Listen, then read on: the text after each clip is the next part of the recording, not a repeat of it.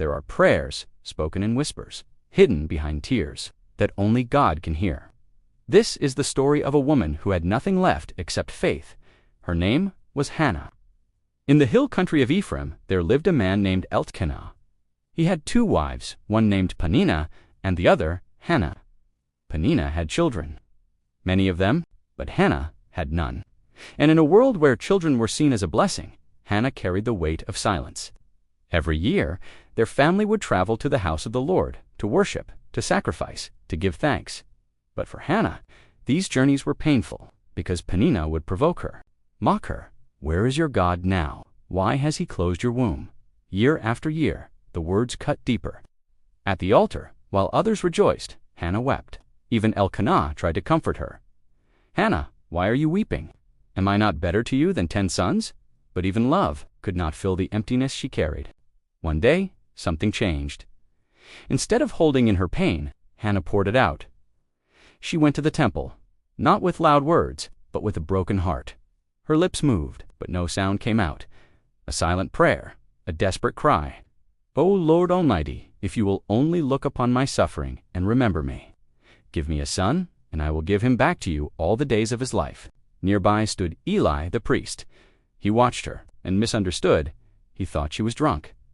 "How long will you stay drunk?" he said. "Put away your wine." But Hannah answered with humility, "Not so, my lord. I am a woman deeply troubled. I have not been drinking. I was pouring out my soul to the Lord." Something shifted in that moment.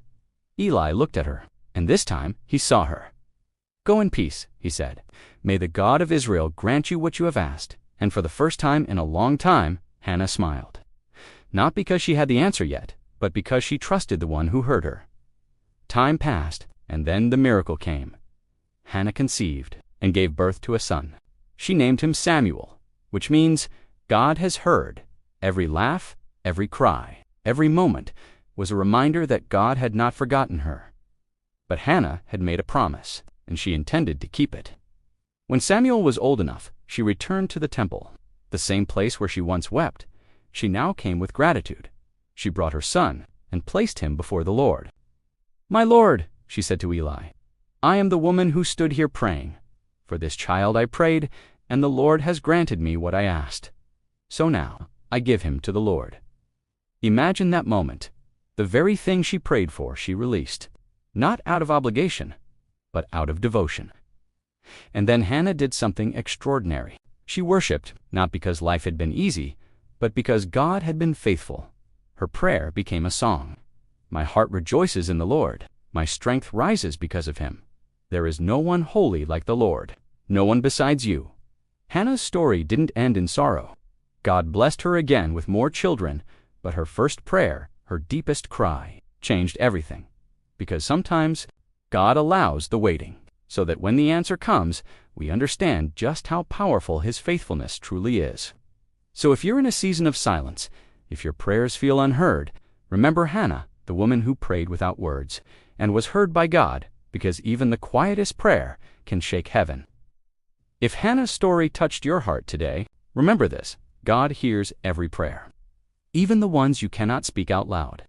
In your waiting, in your silence, in your tears, he is listening. And just like Hannah, your story is not over yet, so don't give up. Keep praying, keep believing, because at the right time, God answers. If you were moved by this story, don't forget to like, share, and subscribe for more powerful stories of faith. And tell us in the comments, what are you praying for today?